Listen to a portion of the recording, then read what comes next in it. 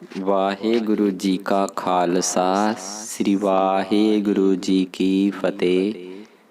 ਅੱਜ ਅਸੀਂ ਤੁਹਾਨੂੰ ਬਾਬਾ ਸ਼੍ਰੀ ਚੰਦ ਜੀ ਨਾਲ ਸੰਬੰਧਿਤ ਇੱਕ ਹੋਰ ਸਾਖੀ ਦੱਸਣ ਜਾ ਰਹੇ ਹਾਂ।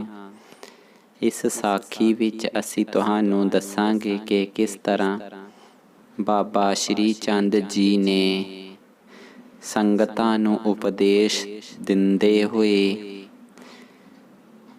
ਇੱਕ ਕਥਾ ਸੁਣਾਈ, ਜਿਸ ਵਿੱਚ ਬਾਬਾ ਸ਼੍ਰੀ ਚੰਦ ਜੀ ਨੇ ਸੰਗਤਾਂ ਨੂੰ ਉਪਦੇਸ਼ ਦਿੰਦੇ ਹੋਏ ਕਿਹਾ ਕਿ ਸੱਚੇ ਮਨ ਦੇ ਨਾਲ ਸੇਵਾ ਕਰਨ ਅਤੇ ਨਿਸ਼ਕਾਮ ਸੇਵਾ ਕਰਨ ਦੇ ਨਾਲ ਜੋ ਪ੍ਰਾਪਤ ਹੋ ਸਕਦਾ ਹੈ ਉਹ ਤਪੱਸਿਆ ਦੇ ਨਾਲ ਵੀ ਪ੍ਰਾਪਤ ਨਹੀਂ ਹੋ ਸਕਦਾ। ਬਾਬਾ ਸ਼੍ਰੀ ਚੰਦ ਜੀ ਦੇ ਆਸ-ਪਾਸ ਜਦੋਂ ਸੰਗਤਾਂ ਇਕੱਠੀਆਂ ਹੋਈਆਂ ਤਾਂ ਬਾਬਾ ਸ਼੍ਰੀ ਚੰਦ ਜੀ ਨੇ ਸੰਗਤਾਂ ਨੂੰ ਕਿਹਾ ਕਿ ਜੇਕਰ ਤੁਸੀਂ ਸੱਚੇ ਮਨ ਦੇ ਨਾਲ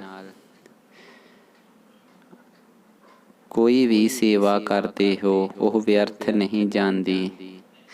ਸੱਚੇ ਮਨ ਨਾਲ ਸੇਵਾ ਕੀਤੀ ਹੋਈ ਦਾ ਫਲ ਜ਼ਰੂਰ ਮਿਲਦਾ ਹੈ। ਬਾਬਾ ਸ਼੍ਰੀ ਚੰਦ ਜੀ ਨੇ ਇੱਕ ਕਥਾ ਸੁਣਾਈ। ਉਹਨਾਂ ਨੇ ਕਿਹਾ ਕਿ ਇੱਕ ਪਿੰਡ ਵਿੱਚ ਇੱਕ ਵਿਅਕਤੀ ਰਹਿੰਦਾ ਸੀ। ਉਸ ਦੇ 2 ਪੁੱਤਰ ਸਨ।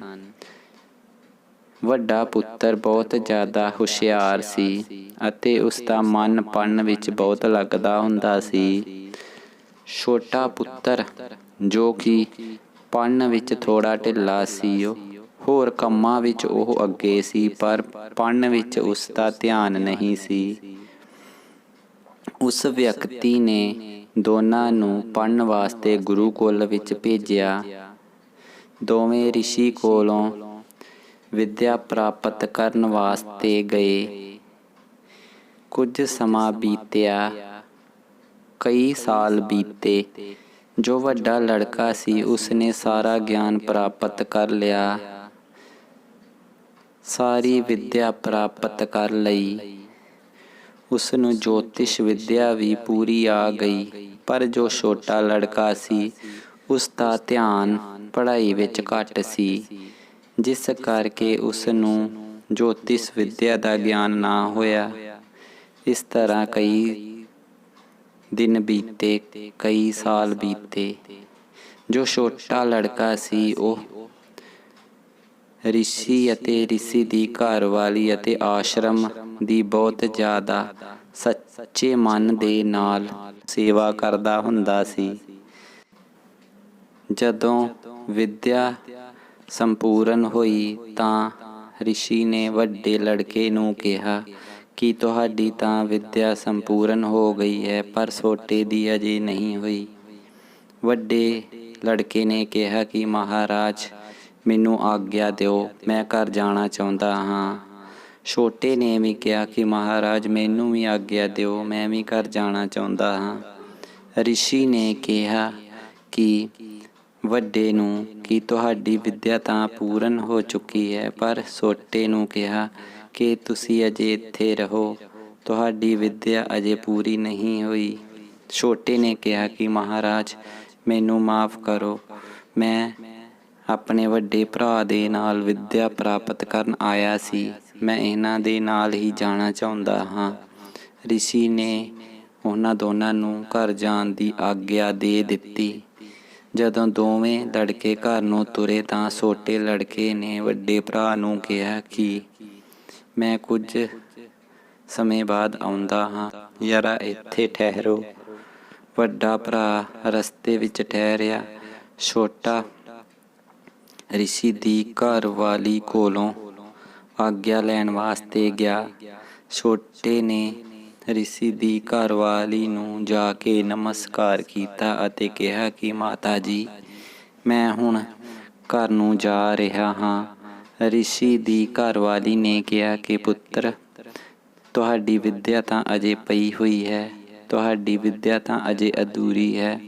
ਪਰ ਲੜਕੇ ਨੇ ਕਿਹਾ ਕਿ ਮਾਤਾ ਜੀ, ਮੈਂ ਵੀ ਆਪਣੇ ਵੱਡੇ ਭਰਾ ਦੇ ਨਾਲ ਘਰ ਜਾਣਾ ਚਾਹੁੰਦਾ ਹਾਂ, ਕਿਰਪਾ ਕਰਕੇ ਮੈਨੂੰ ਆਗਿਆ ਦਿਓ।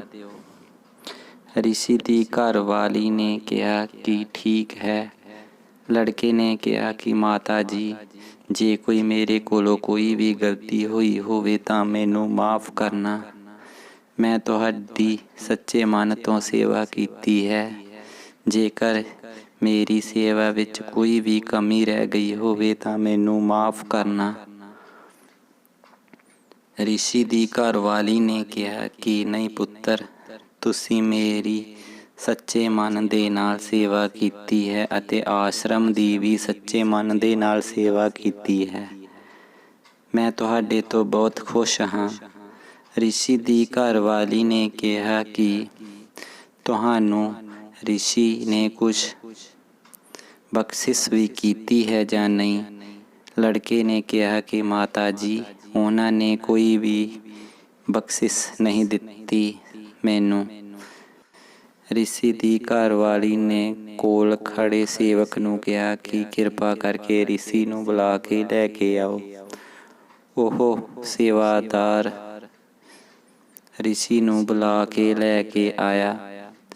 ਜਦੋਂ ਰਿਸ਼ੀ ਜੀ ਆਪਣੀ ਘਰਵਾਲੀ ਦੇ ਕੋਲ ਪਹੁੰਚੇ ਤਾਂ ਉਹਨਾਂ ਦੀ ਘਰਵਾਲੀ ਨੇ ਕਿਹਾ ਕਿ ਮਹਾਰਾਜ, ਤੁਸੀਂ ਇਸ ਬੱਚੇ ਨੂੰ ਕੋਈ ਬਖਸ਼ਿਸ਼ ਵੀ ਦਿੱਤੀ ਹੈ ਕਿ ਨਹੀਂ, ਕਿਉਂਕਿ ਇਸ ਨੂੰ ਵਿੱਦਿਆ ਘੱਟ ਆਉਂਦੀ ਹੈ। ਕੋਈ ਇਸ ਤਰ੍ਹਾਂ ਦਾ ਵਰ ਇਸ ਨੂੰ ਦਿਓ ਜਿਸ ਨਾਲ ਇਹ ਆਪਣਾ ਗੁਜ਼ਾਰਾ ਕਰ ਸਕੇ। ਰਿਸ਼ੀ ਹੁਣ ਬਹੁਤ ਜ਼ਿਆਦਾ ਖੁਸ਼ ਸੀ, ਕਿਉਂਕਿ ਉਹ ਉਸ ਲੜਕੇ ਦੀ ਸੇਵਾ ਤੋਂ ਹੀ ਬਹੁਤ ਜ਼ਿਆਦਾ ਪ੍ਰਸੰਨ ਸੀ। ਰਿਸ਼ੀ ਨੇ ਉਸ ਬੱਚੇ ਨੂੰ ਕਿਹਾ ਕਿ ਜੋ ਵੀ ਆਉਣ ਵਾਲੀ ਗੱਲ ਹੋਵੇਗੀ, ਜੋ ਸਮਾਂ ਆਉਣ ਵਾਲਾ ਹੋਵੇਗਾ, ਉਸ ਵਿੱਚ ਜੋ ਘਟਨਾ ਹੋਣ ਵਾਲੀ ਹੋਵੇਗੀ, ਉਸ ਦਾ ਤੈਨੂੰ ਪਹਿਲਾਂ ਹੀ ਪਤਾ ਲੱਗ ਜਾਵੇਗਾ। ਇਹ ਵਰ ਮੈਂ ਤੈਨੂੰ ਦਿੰਦਾ ਹਾਂ। ਇਸ ਤਰ੍ਹਾਂ ਉਸ ਲੜਕੇ ਨੇ ਦੋਨਾਂ ਨੂੰ ਨਮਸਕਾਰ ਕੀਤਾ ਅਤੇ ਉਹ ਦੋਵੇਂ ਭਰਾ ਖੁਸ਼ੀ-ਖੁਸ਼ੀ ਘਰ ਨੂੰ ਚੱਲ ਪਏ। ਜਦੋਂ ਦੋਵੇਂ ਭਰਾ ਰਸਤੇ ਵਿੱਚ ਜਾ ਰਹੇ ਸਨ ਤਾਂ ਰਸਤੇ ਵਿੱਚ ਉਹਨਾਂ ਨੂੰ ਪਿਆਸ ਲੱਗੀ। ਉਹਨਾਂ ਨੇ ਦੇਖਿਆ ਕਿ ਇੱਕ ਦੇਵੀ ਖੂਹ ਤੋਂ ਪਾਣੀ ਭਰ ਰਹੀ ਹੈ। ਦੋਵਾਂ ਨੇ ਉਸ ਨੂੰ ਨਮਸਕਾਰ ਕੀਤੀ ਅਤੇ ਜਲ ਛਕਾਉਣ ਲਈ ਕਿਹਾ। ਦੇਵੀ ਨੇ ਦੋਨਾਂ ਨੂੰ ਜਲ ਛਕਾਇਆ। ਦੇਵੀ ਨੂੰ ਅਹਿਸਾਸ ਹੋਇਆ ਕਿ ਦੋਵੇਂ ਪੜ੍ਹੇ ਲਿਖੇ ਜਾਪਦੇ ਹਨ। ਦੇਵੀ ਨੇ ਕਿਹਾ ਕਿ ਮੇਰਾ ਘਰ ਵਾਲਾ ਬਹੁਤ ਸਮੇਂ ਤੋਂ ਬਾਹਰ ਗਿਆ ਹੋਇਆ ਹੈ। ਕਿਰਪਾ ਕਰਕੇ ਮੈਨੂੰ ਦੱਸੋ ਕਿ ਮੇਰਾ ਘਰ ਵਾਲਾ ਵਾਪਸ ਕਦੋਂ ਆਵੇਗਾ। ਵੱਡੇ ਲੜਕੇ ਨੇ ਪੱਤਰੀ ਖੋਲ੍ਹ ਕੇ ਦੱਸਿਆ ਕਿ ਦੇਵੀ, ਤੁਹਾਡਾ ਘਰ ਵਾਲਾ ਜਹਾਜ਼ ਵਿੱਚ ਬੈਠ ਚੁੱਕਾ ਹੈ। ਕੁਝ ਸਮੇਂ ਤੱਕ ਉਹ ਘਰ ਪਹੁੰਚ ਜਾਵੇਗਾ। ਉਸੇ ਸਮੇਂ ਛੋਟੇ ਲੜਕੇ ਨੇ ਕਿਹਾ ਕਿ ਦੇਵੀ, ਜਦੋਂ ਤੁਸੀਂ ਘਰ ਜਾਵੋਗੇ ਤਾਂ ਤੁਹਾਡਾ ਘਰ ਵਾਲਾ ਪਹਿਲਾਂ ਹੀ ਘਰ ਪਹੁੰਚ ਚੁੱਕਾ ਹੋਵੇਗਾ। ਉਸ ਲੜਕੇ ਨੇ ਇਸ ਤਰ੍ਹਾਂ ਤਾਂ ਕਰਕੇ ਹੀ ਕਿਹਾ ਕਿਉਂਕਿ ਉਸ ਨੂੰ ਰਿਸ਼ੀ ਨੇ ਵਰ ਦਿੱਤਾ ਹੋਇਆ ਸੀ। ਉਸ ਨੂੰ ਆਉਣ ਵਾਲੇ ਸਮੇਂ ਦਾ ਪਹਿਲਾਂ ਹੀ ਪਤਾ ਲੱਗ ਚੁੱਕਾ ਸੀ। ਜਦੋਂ ਦੇਵੀ ਘਰ ਪਹੁੰਚੀ ਤਾਂ ਉਸਨੇ ਕੀ ਦੇਖਿਆ? ਉਸਦਾ ਘਰ ਵਾਲਾ ਘਰ ਪਹੁੰਚ ਚੁੱਕਾ ਹੈ। ਉਹ ਬਹੁਤ ਜ਼ਿਆਦਾ ਖੁਸ਼ ਹੋਈ। ਉਸਨੇ ਆਪਣੇ ਨੌਕਰ ਨੂੰ ਕਿਹਾ ਕਿ ਜੋ 2 ਬ੍ਰਾਹਮਣ ਲੜਕੇ ਰਸਤੇ ਵਿੱਚ ਜਾ ਰਹੇ ਹਨ, ਕਿਰਪਾ ਕਰਕੇ ਉਹਨਾਂ ਨੂੰ ਜਲਦੀ ਬੁਲਾ ਕੇ ਲੈ ਕੇ ਆਓ। ਉਸ ਦਾ ਨੌਕਰ ਦੌੜਾ ਗਿਆ ਅਤੇ ਦੋਵੇਂ ਲੜਕਿਆਂ ਨੂੰ ਬੁਲਾ ਕੇ ਲੈ ਕੇ ਆਇਆ। ਦੋਵੇਂ ਲੜਕੇ ਜਦੋਂ ਉਸ ਦੇਵੀ ਦੇ ਘਰ ਗਏ ਤਾਂ ਦੇਵੀ ਬਹੁਤ ਜ਼ਿਆਦਾ ਖੁਸ਼ ਹੋਈ। ਉਸਨੇ ਦੋਨਾਂ ਨੂੰ ਮੰਜੇ 'ਤੇ ਬਿਠਾਇਆ ਅਤੇ ਬਹੁਤ ਸੇਵਾ ਕੀਤੀ। ਉਹ ਇੰਨੀ ਖੁਸ਼ ਸੀ ਕਿ ਉਸਨੇ ਤਰ੍ਹਾਂ-ਤਰ੍ਹਾਂ ਦੇ ਪਕਵਾਨ ਬਣਾਏ। ਉਸਨੇ ਖੀਰ ਬਣਾਈ। ਜੋ ਵੱਡਾ ਲੜਕਾ ਸੀ ਉਹ ਖੀਰ ਦੇਖ ਕੇ ਬਹੁਤ ਖੁਸ਼ ਹੋਇਆ। ਉਸਨੇ ਕਈ ਸ਼ਲੋਕ ਪੜ੍ਹੇ।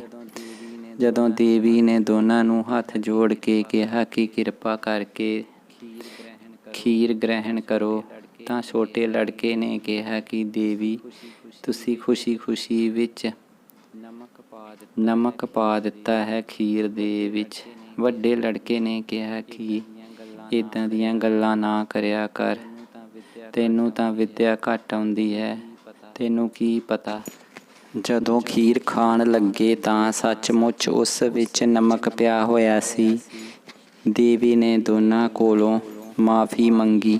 ਹੁਣ ਵੱਡਾ ਲੜਕਾ ਬਹੁਤ ਜ਼ਿਆਦਾ ਹੈਰਾਨ ਸੀ, ਕਿਉਂਕਿ ਉਸ ਦੀਆਂ 2 ਭਵਿੱਖਬਾਣੀਆਂ ਸੱਚ ਹੋ ਚੁੱਕੀਆਂ ਸਨ। ਇਸ ਤਰ੍ਹਾਂ ਬਾਬਾ ਸ਼੍ਰੀ ਚੰਦ ਜੀ ਨੇ ਕਿਹਾ ਕਿ ਵੱਡੇ ਲੜਕੇ ਨੇ ਵਿੱਦਿਆ ਪ੍ਰਾਪਤ ਕੀਤੀ, ਪਰ ਛੋਟੇ ਲੜਕੇ ਨੇ ਸੇਵਾ ਦੇ ਨਾਲ ਉਹ ਵਰ ਪ੍ਰਾਪਤ ਕਰ ਲਿਆ ਜੋ ਪੜ੍ਹ ਲਿਖ ਕੇ ਵੀ ਪ੍ਰਾਪਤ ਨਹੀਂ ਹੋ ਸਕਦਾ ਸੀ।